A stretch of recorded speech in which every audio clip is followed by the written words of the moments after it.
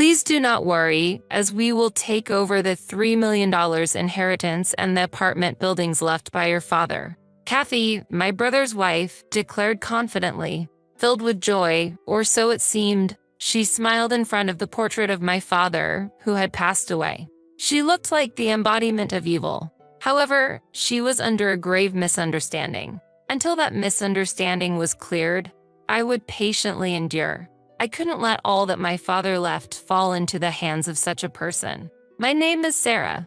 I am a 45-year-old unmarried woman. Hey Sarah, could you do a final check on the blueprint that's due tomorrow? Sure, Dad. At my father's request, I started the final check on the blueprint. I work at my father's architectural firm, handling both clerical and design work. Ever since I was young, I've been interested in my father's work, aspiring to have the same career as him. For this purpose, I studied architecture and design in high school and university and joined my father's company immediately after graduating. We have continued the business together. I have been designated as the next manager by my father, and I have the trust of our employees.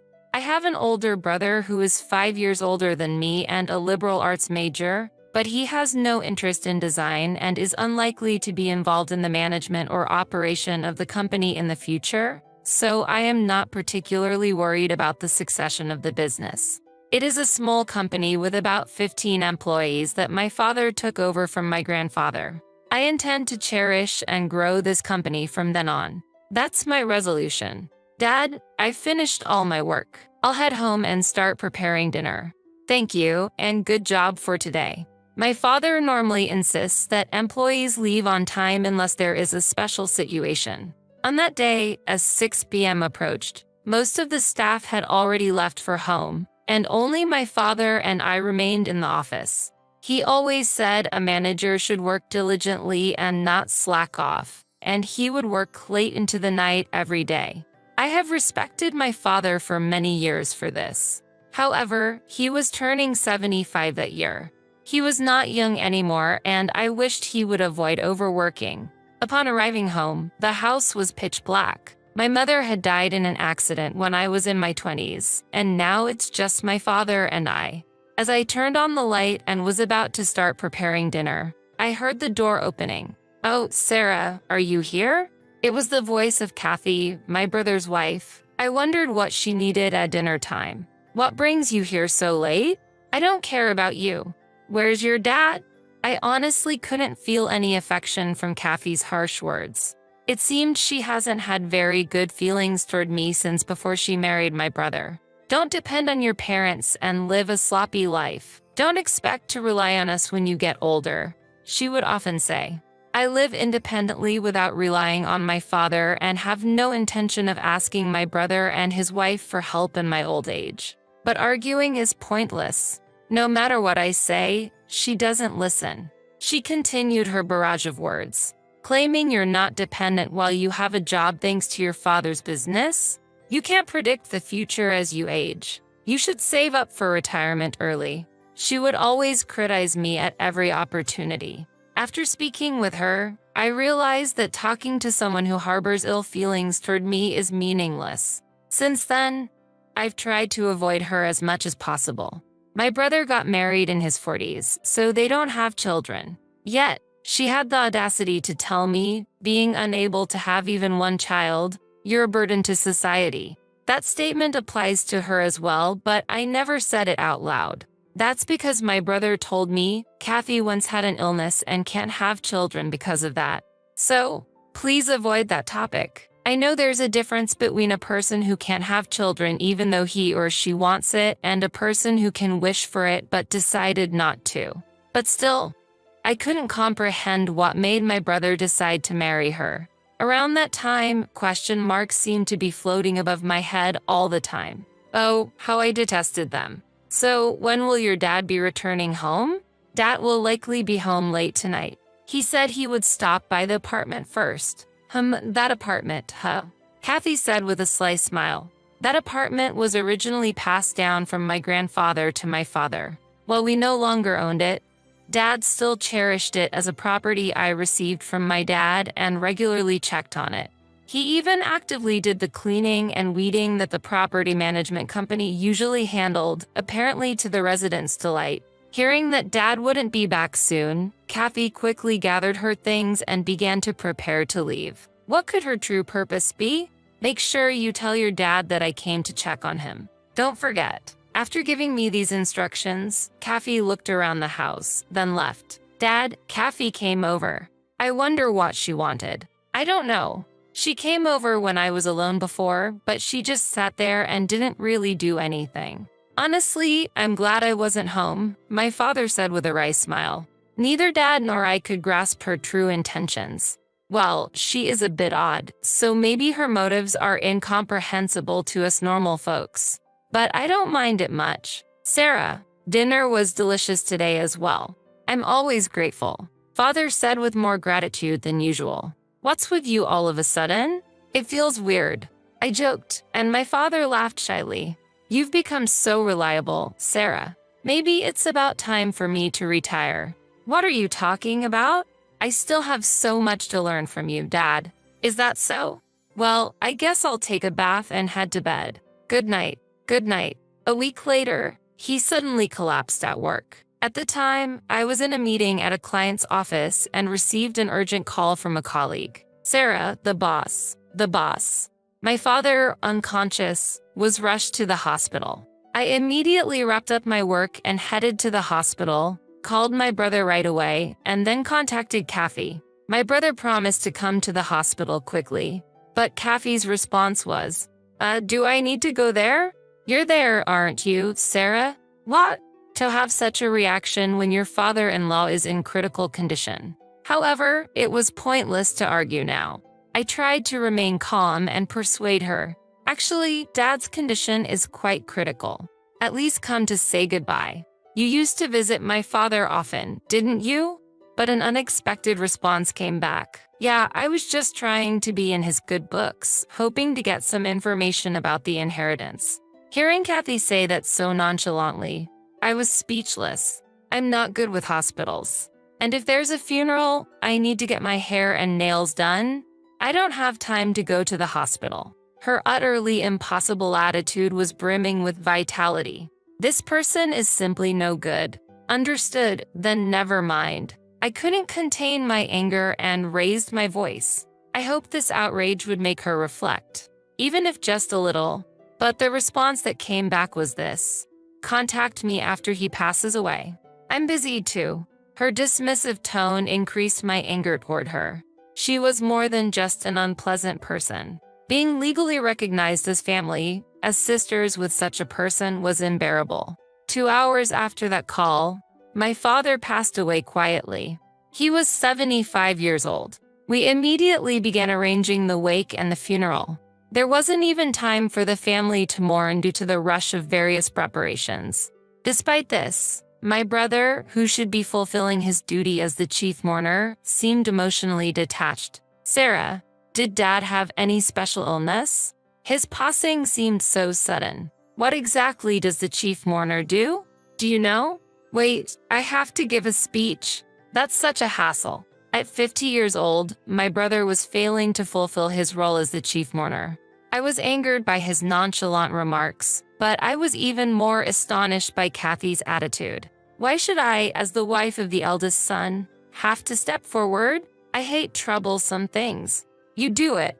With that, she immediately disappeared to the back. I was also scrambling with greeting the attendees, detailed meetings with the funeral home, and interactions with the company. In the midst of all this business, her indifference was unbearable. I could understand feeling inconvenienced since he wasn't her own parent, but such an attitude was inexcusable. My anger turned to sadness. Well, Kathy has her own difficulties, too. Sarah, please handle her part as well. My brother was always taking Kathy's side. Does he even know the rude things his wife has said? Those words nearly escaped my lips, but I felt it was futile to inform my ineffectual brother of the reality. In the end, I ignored my brother and his wife and focused on fulfilling my duties. With the help of relatives, we managed to complete the funeral without incident. It was during the first 7 days of mourning when the relatives gathered again, sharing drinks. He passed away without suffering, so he must be content now. The one who spoke to me was my father's younger sister, my aunt, who was 15 years his junior, still young at 60. To me, my aunt was like a sister whom I could talk to about anything, despite our age difference. As my aunt and I were reminiscing, Kathy suddenly stood in front of us, exuding the aura of a villain from a drama. If this were a drama, even someone who just tuned in would immediately know she's the antagonist. Shall we get started? What are you starting? I tilted my head, not grasping her intention. It's about inheritance. My husband is the eldest son, so the $3 million inheritance and that apartment are rightfully ours. I checked the bank book the other day. My aunt and I were surprised by this abrupt talk of inheritance, exchanging glances. How did she check the bank book, which was securely locked away in the depth of a safe? We were at a loss for words. Kathy, presuming to control the situation, confidently continued. You have the company and this house, don't you? What more could you want? Well, that's... Before I could explain, she unilaterally pushed on with her agenda. Next to her, my brother, as if uninterested, simply kept drinking silently. Maybe I'll raise the apartment rent a bit. If the rental income increases, our life will be easier. Or maybe we could rebuild it. Your dad really left us a valuable inheritance. Her loud voice echoed, and the relatives fell into a hushed silence. But then someone couldn't suppress a laugh. One uncontrollable laugh spread to others, who began to look down, covering their faces with handkerchiefs. Then my aunt whispered to me, "Is she joking? If you have something to say, speak up." Kathy glared at my aunt with her arms crossed, looking imperious. My aunt and I could only offer a wry smile. Taking a deep breath, I began to explain the situation. Kathy, there is no inheritance left for my brother to receive." "What do you mean?" "There's no way there is nothing. Are you trying to trick me?" Kathy's face, once triumphant, now filled with anger. "The circumstances are different. The apartment belongs to my aunt, and I have taken over the company. The inheritance from Dad has already been passed on completely, so there is nothing left for my brother to inherit now." "What? That's news to me. I haven't been informed of anything at all. Since this was decided before my brother married Kathy, it's understandable that she didn't know. Here's the situation. It was only natural for my father to want to pass the company to me after years of working with him. I had initially resisted, feeling it to be a heavy responsibility, but it was very important to him. He had a strong desire to pass his business on to his own flesh and blood. When I decided to take over the management, we went through the proper legal procedures for inheritance with a lawyer. As for the apartment, it's Dad's lifetime gift to my aunt and uncle, a decision made when Grandpa passed away. Everything about the company has been settled, and my brother agreed when it was decided that I would take over. Lastly, the ownership of this family home has also been transferred to my name. So, there is really nothing left for my brother to inherit now. As I carefully explained the details, my brother seemed to recall something and began to speak. Now I remember. Dad gave me a substantial amount of money as a lifetime gift or something. Was that what it was?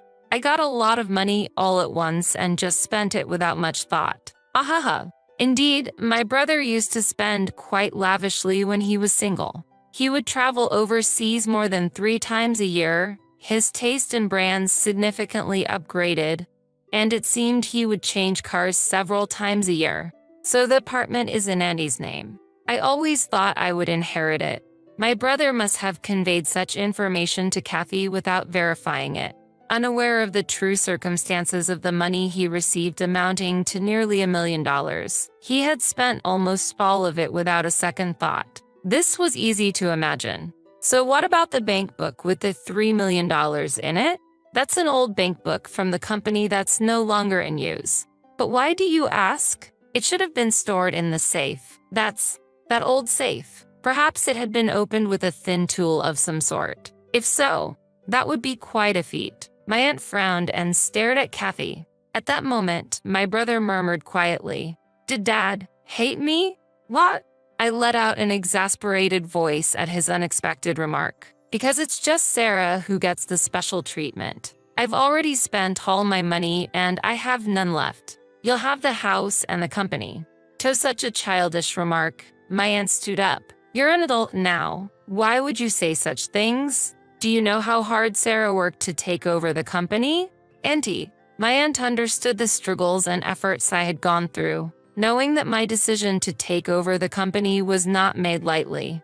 She spoke in my defense for that reason. "The financial hardship you're facing is the result of your own actions. It's only natural that your money would run out if you lived so lavishly." I remember Dad frequently worrying about my brother's extravagant lifestyle. Giving him cash might have been a mistake. If such wastefulness continued, bankruptcy would be inevitable sooner or later. I shared his concerns, and my brother used up the lifetime gift he received from Dad within a few years. Not leaving cash behind now is, in a way, a lesson from Dad. One should enjoy luxury from income earned by one's own work, not from unexpected money. My aunt's stern advice made my brother hang his head. However, Kathy was not convinced. "I've never heard of anything like that. Why am I the only one who doesn't know? I can't believe the apartment wasn't his anymore." "That's because it happened before you came into the family. I'm the wife of the eldest son, and I wasn't informed at all. Dad didn't teach me anything." This is strange. Watching Kathy's outburst, it was clear that my father had not discussed the inheritance with her, but I could somewhat understand his intentions. Maybe he had always seen through Kathy's greedy nature, her significant attachment to money. "There's nothing strange about this. It's Dad's will." At my calm response, Kathy's eyes widened and she raised her voice. "I won't accept this. I'll sue you. But you're not even in a position to inherit, so I don't think you have any right to reclaim anything." Hearing my logical statement, Kathy became furious. She knocked over a vase that was a keepsake from our mother, shattered the glasses on the table, and rampaged around, screaming incoherently. What was supposed to be a gathering for my father's memorial turned into an unexpected uproar. Eventually, my brother and other relatives had to intervene to calm her down, and the gathering came to a somewhat peaceful end. "Kathy, I'll send you the bill for the broken vase and glasses later. Wrecking someone's house is not acceptable. Shut up, you money grubber." With those words, Kathy hastily left the house with my brother in tow. Honestly, if anyone's a money grubber, it's her. It's astonishing how money can change a person so grotesquely. It was a day when I fully realized the true horror of Kathy's nature. In the end, my brother and Kathy got divorced. Surprisingly, the initiative for the divorce came from my brother, who was always hesitant in making decisions. After witnessing her obsession with money, I became scared to be with her. My brother said with a pale face that seemed to indicate he had no visible wealth left and seemed to wonder what would have become of him if he had. Kathy, who was a housewife, claimed she couldn't survive if they got divorced. But then we found out something about her. Actually, Kathy had a criminal record for marriage fraud before we got married. When I brought that up with the lawyer and filed for divorce, she surprisingly agreed to it easily. I was shocked to learn about her unexpected past. However, considering her abnormal fixation on money, perhaps it's not surprising she had some issues.